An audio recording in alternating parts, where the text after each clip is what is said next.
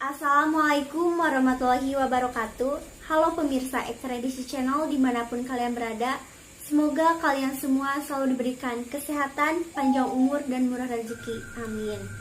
Masih bersama saya, Salsa Hirunisa. Di episode kali ini, narator kami akan menceritakan kisah nyata horor yang datangnya dari subscriber kami yang bernama Roni dari Bandung. Kisah nyata horor ini dialami Roni pada tahun 2018 di daerah Tasikmalaya. Seperti apa kisahnya? Narator kami akan segera menceritakan hanya di Ekstradisi Misteri.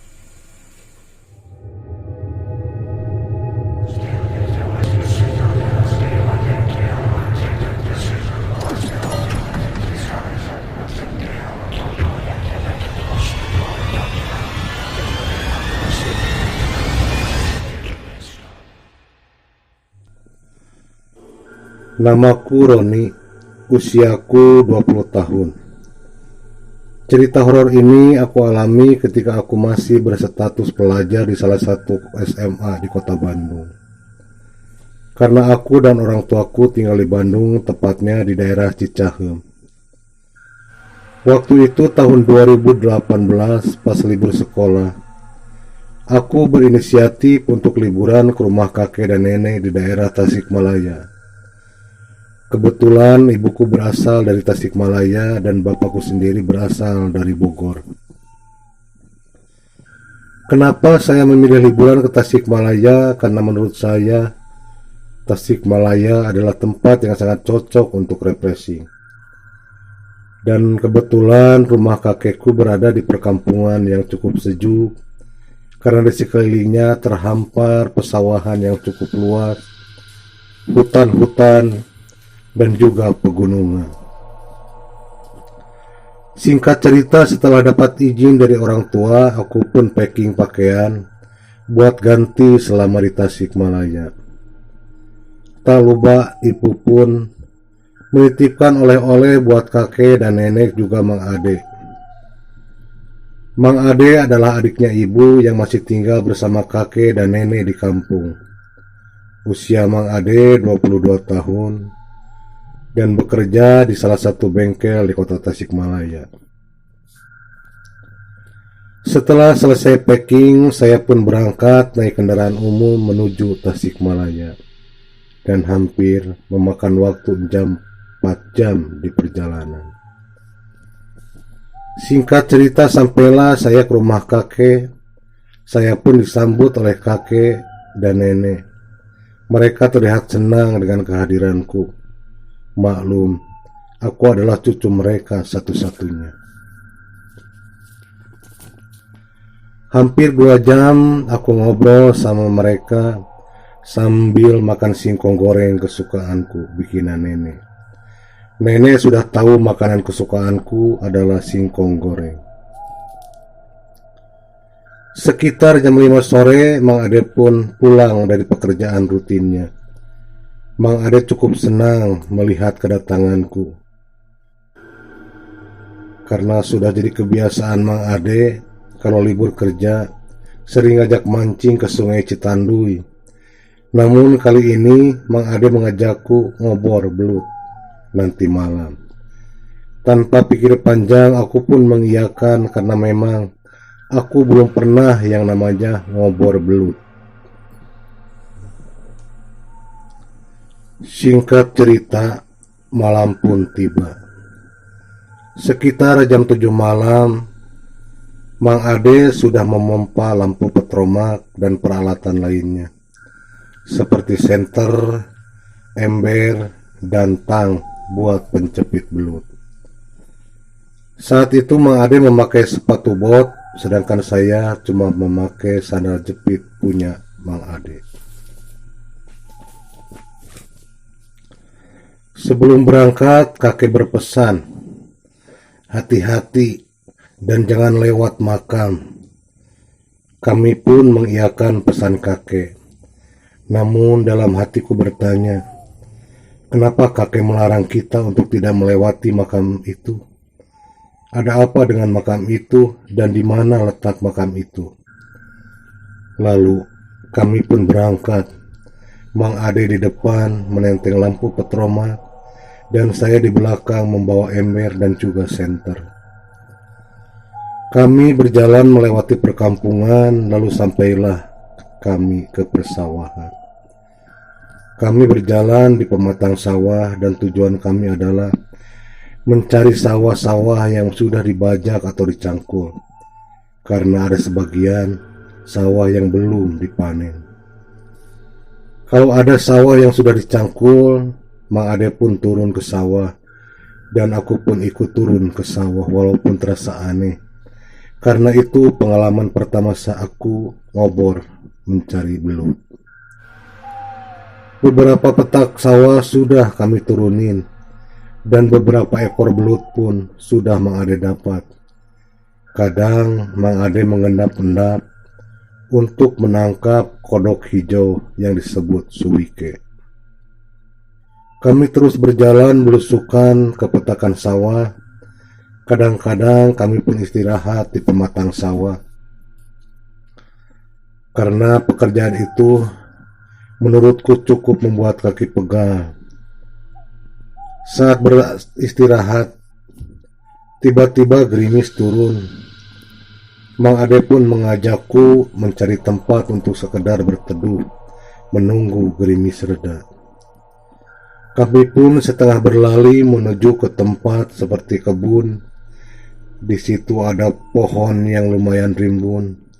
Lalu kami masuk ke tempat itu yang dipagari pohon hanjuang. Dan kami duduk di bawah pohon yang lumayan besar itu. Saat itu aku merasakan aura yang berbeda di tempat itu. Namun aku tidak punya pikiran yang aneh-aneh. Aku pun duduk di samping Mang Ade yang sedang asik merokok. Sekedar untuk menghangatkan tubuh, aku pun minta sebatang rokok sama Mang Ade. Walaupun sebenarnya aku bukanlah perokok. Singkat cerita, gerimis pun sudah reda. Mang Ade berdiri, mengajak kembali melanjutkan ngobrol belutnya. Mang Ade pun keluar dari tempat itu, namun aku kebelet pipis, dan aku pun pipis dulu di sebuah batu yang ada di tempat aku duduk. Dan saat aku kencing, tiba-tiba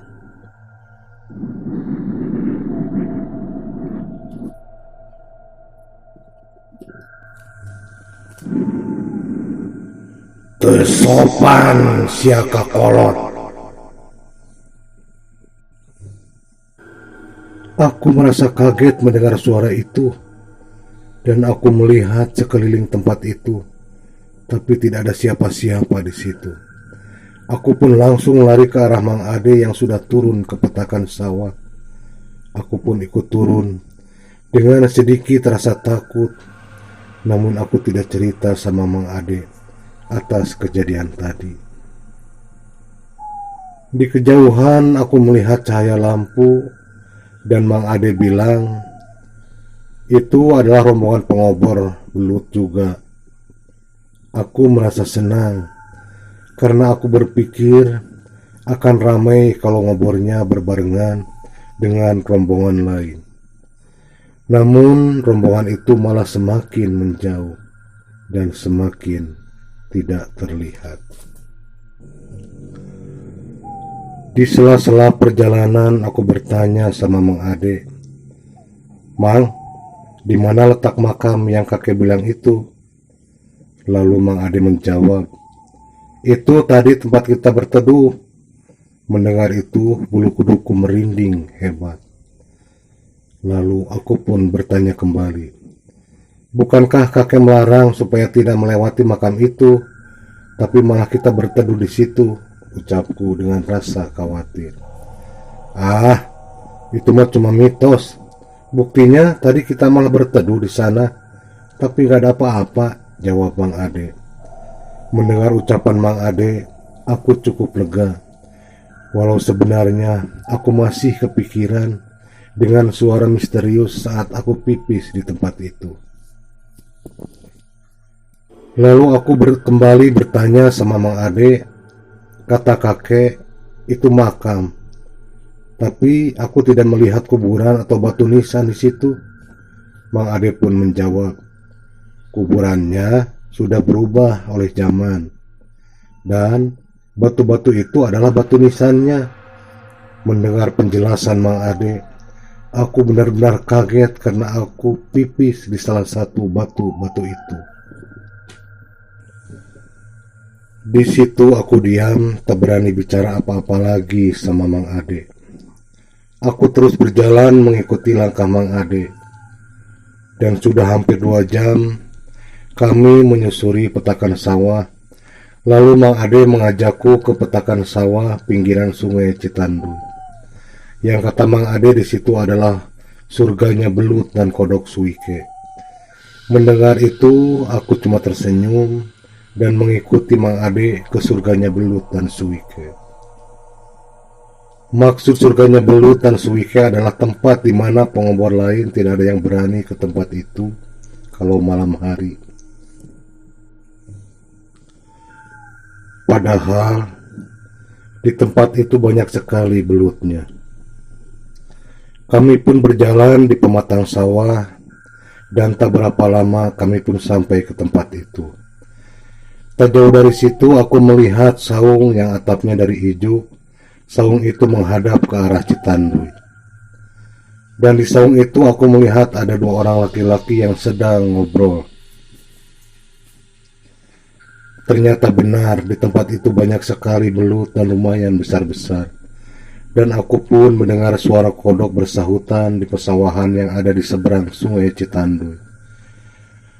Lalu kami pun memunguti belut yang banyak di sawah-sawah tersebut. Lalu Mang Ade mengajakku nyebrang ke sungai tersebut untuk menangkap kodok-kodok Suike tersebut. Tapi aku menolak, aku memilih nunggu di tempat itu karena jujur, aku takut untuk nyebrang ke sungai itu yang lebarnya sekitar 25 meter dan cukup deras airnya. Lalu Mang Ade bertanya, "Ron, kamu benar berani nunggu di sini sendirian?" Tanya Mang Ade meyakinkan. "Iyalah berani," jawabku yakin. Lagian di saung itu juga ada orang, pikirku dalam hati. Mang Ade pun turun ke sungai membawa senter dan menyerahkan lampu petromak untuk saya pegang. Lalu Mang Ade pun nyebrang ke sungai itu, dan aku pun turun ke petakan sawah untuk mencari belut sambil menunggu Mang Ade. Suara orang yang ngobrol di saung pun makin terdengar jelas terbawa angin, namun entah apa yang mereka bicarakan. Jarak aku ke saung itu sekitar 50 meteran. Namun aku bisa mendengar obrolan mereka dan bisa melihat mereka walaupun tidak begitu jelas. Aku pun terus mencari belut. Namun saat aku fokus mencari belut di petakan sawah itu, tiba-tiba jam ayat belut nak. Aku benar-benar kaget mendengar suara itu. Lalu aku menoleh mencari sumber suara itu. Ternyata ada seorang laki-laki sedang berdiri di pematang sawah, memakai baju dan celana warna hitam, topi khas petani atau biasa disebut duduku cetok. Aku merasa heran dengan laki-laki itu tiba-tiba ada di situ. Dan yang lebih heran lagi, laki-laki itu berdiri membelakangiku. Dan aku terus amati laki-laki itu dengan lampu petromak yang aku bawa. Laki-laki itu tetap diam, tak bergerak sedikit pun. Namun tiba-tiba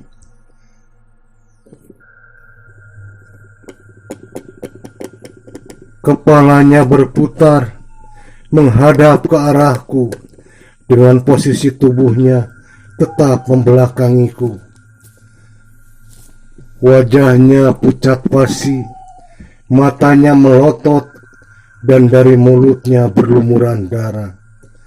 Spontan aku berteriak mengucapkan astagfirullahaladzim. Sambil susah payah aku melangkahkan kaki dari petakan sawah itu yang cukup dalam, sehingga menyulitkanku untuk berlari. Laki-laki itu terus tertawa.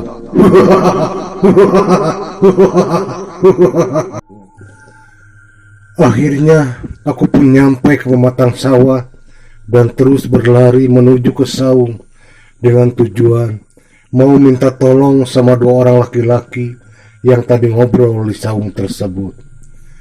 Aku merasa lega melihat dua laki-laki itu masih berada di saung. Aku pun terus berlari mendekati saung itu. Semakin dekat, aku semakin jelas melihat mereka. Namun, saat jarak semakin dekat, aku merasakan keanehan. Karena baju serta dudukku cetok yang mereka pakai sama persis dengan yang dipakai laki-laki tadi. Namun aku memberanikan diri untuk minta tolong sama mereka, yang posisi aku waktu itu datang dari arah belakang mereka. Pak, tolong Pak, tolong aku dikejar setan Pak. Lalu kedua laki-laki itu pun berdiri dari duduknya dan melihat ke arahku.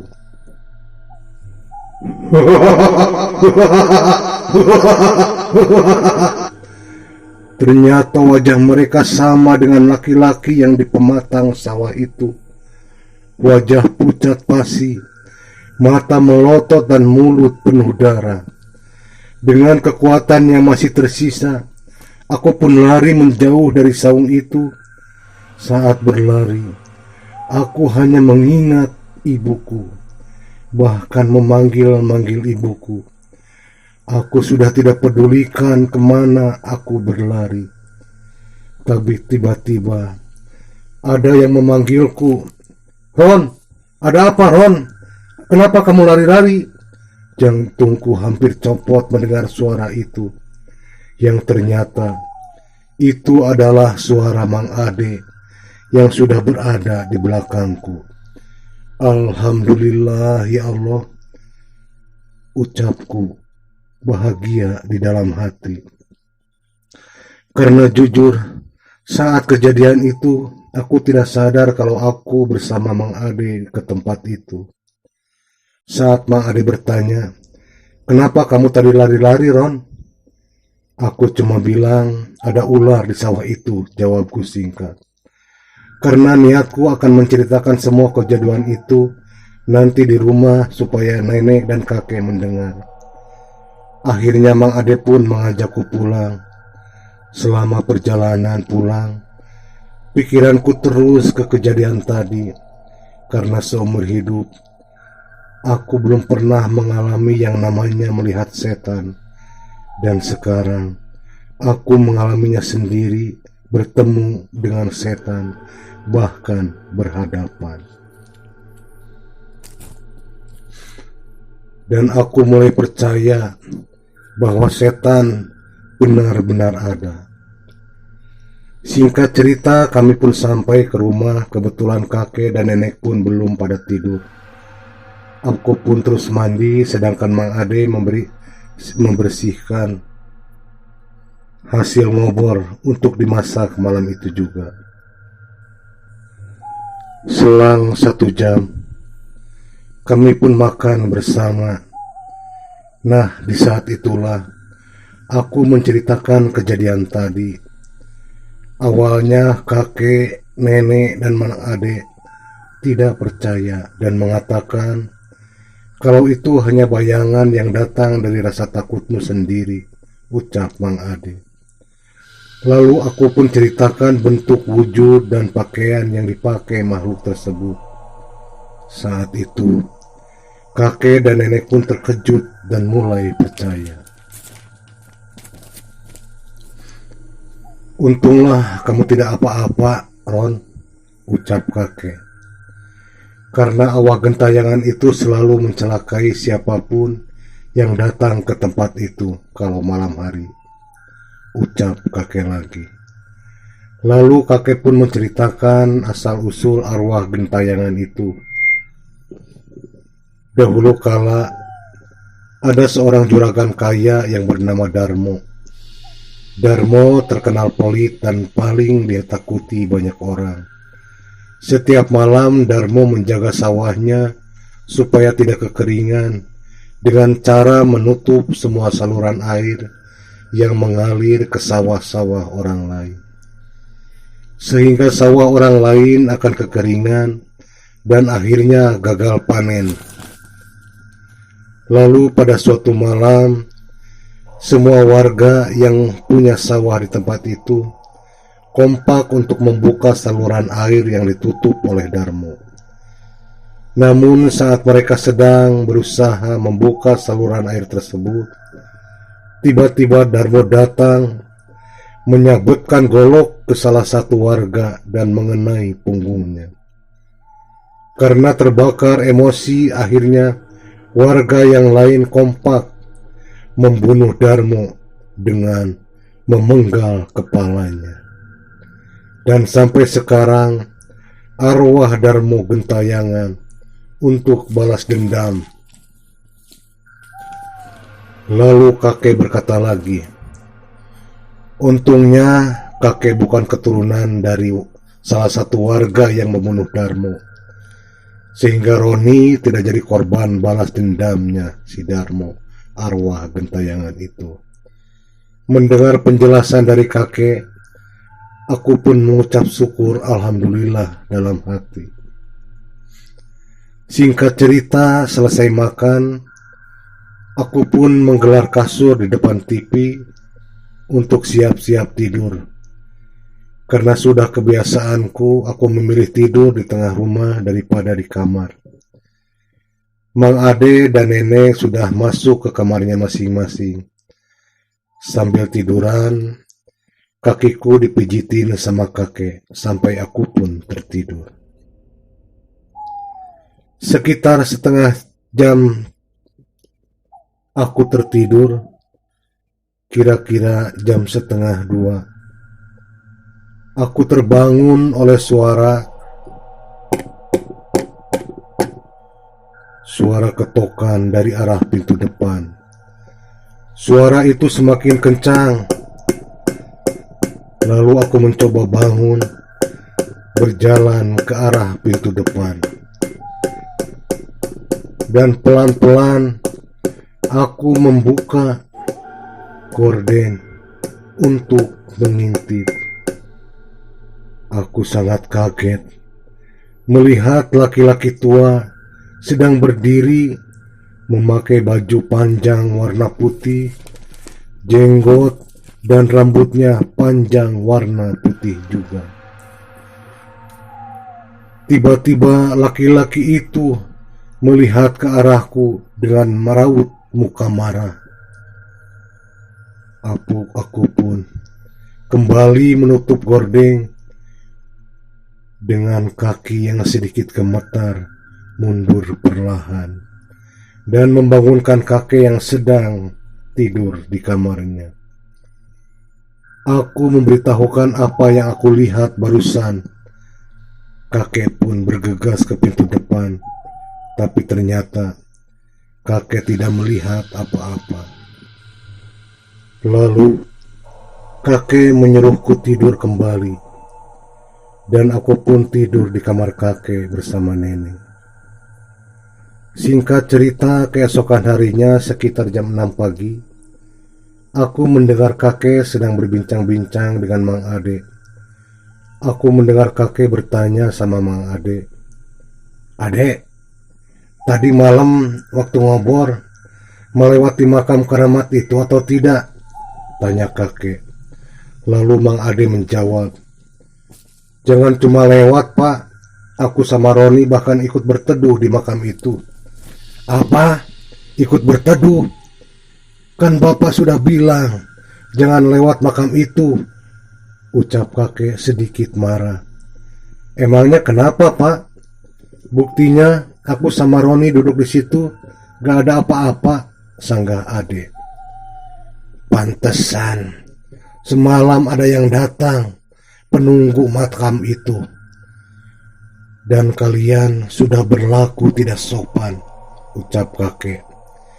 Mendengar itu aku kaget karena memang aku sudah kencing di tempat itu. Apakah benar penunggu makam itu marah? Bisikku dalam hati. Namun aku akan tetap merahasiakan perbuatanku di makam tersebut. Lalu aku pun bergegas bangun dari tempat tidur dan langsung ke WC. Karena sudah kebelet pingin kencing.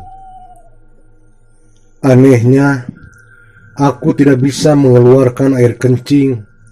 Perutku sakit dan mulai kembung. Saat itu aku memaksakan untuk kencing. Sakitnya sangat luar biasa. Dan yang keluar adalah darah. Saat itu aku berteriak memanggil kakek. Kakek, nenek, dan Mang Ade panik waktu itu dengan apa yang aku alami. Aku hanya merasakan sakit di alat vital dan perutku serasa ditusuk-tusuk jarum 1000. Lalu aku pun mendapatkan perawatan dari mantri kesehatan yang sengaja dipanggil ke rumah. Lalu mantri kesehatan mengatakan kalau aku mengalami gagal rusak ginjal. Aku sangat kaget mendengar apa yang dikatakan mantri kesehatan itu. Karena sebelumnya aku tidak punya riwayat atau keluhan pada ginjal atau perut. Singkat cerita, aku seharian terbaring di kasur dan malam pun datang. Dan menjelang tengah malam, nenek dan Mang Ade sudah masuk ke kamarnya masing-masing. Seperti biasa aku bersama kakek tidur di tengah rumah. Ketika semua tertidur lelap, termasuk kakek yang tidur di sebelahku pun sudah tertidur pula. Kembali aku mendengar ketukan pintu seperti malam kemarin. Saat itu aku tidak bisa bangun karena menahan rasa sakit. Ketukan itu semakin keras, membuat kakek, nenek, dan Mang Ade pun terbangun. Saat itu kakek berkata sama nenek dan Mang Ade, "Dia sudah datang lagi," ucap kakek. Aku berpikir, siapakah dia yang dimaksud kakek itu? Ketukan itu semakin kencang. Tiba-tiba pintu depan terbuka dengan keras, dibarengi angin yang berhembus dengan kuat. Kami semua panik saat itu.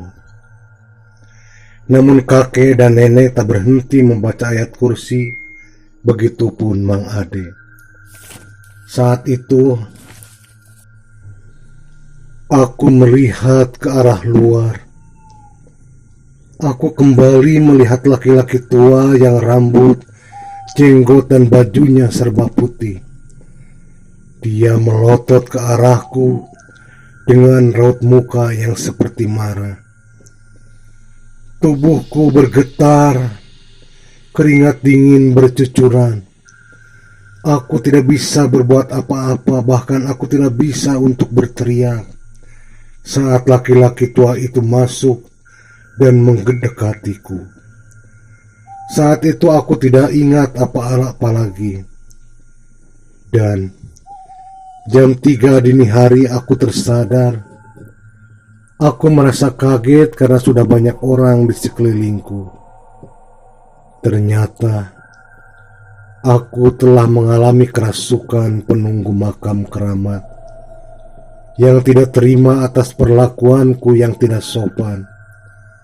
Aku baru sadar kalau aku tidak punya tata krama dan sopan santun yang telah kencing di batu nisan itu. Sehingga penunggu makam keramat itu marah, bahkan akan mencelakai dan menyerenggut nyawaku. Namun, dengan bantuan salah satu ustadz di kampung kakek itu, akhirnya malam itu juga aku dibawa ke makam keramat itu lagi untuk minta maaf dan menyiramkan air di batu yang sudah aku kencingi. Setelah selesai, aku pun kembali dibawa pulang. Dan setelah sampai ke rumah kakek, rasa sakitku pun sedikit demi sedikit mulai berkurang. Sampai pada akhirnya, aku pun sembuh dari rasa sakit itu. Nenek, kakek, dan Mang Ade memelukku dengan tangisan. Dan pengalaman itu membuat aku semakin berhati-hati dalam tindakan dan perlakuan. Karena aku sadar bahwa makhluk gaib itu ada, bahkan berdampingan dengan kita manusia. Wassalamualaikum warahmatullahi wabarakatuh. Nah pemirsa, semoga kisah tadi menjadi pembelajaran bagi kita semua agar kita selalu waspada menjaga kelakuan terhadap manusia ataupun makhluk tak kasat mata yang ada di sekitar kita. Pemirsa, tolong bantu channel kami supaya berkembang dengan cara like, share, komen, dan subscribe bagi yang belum.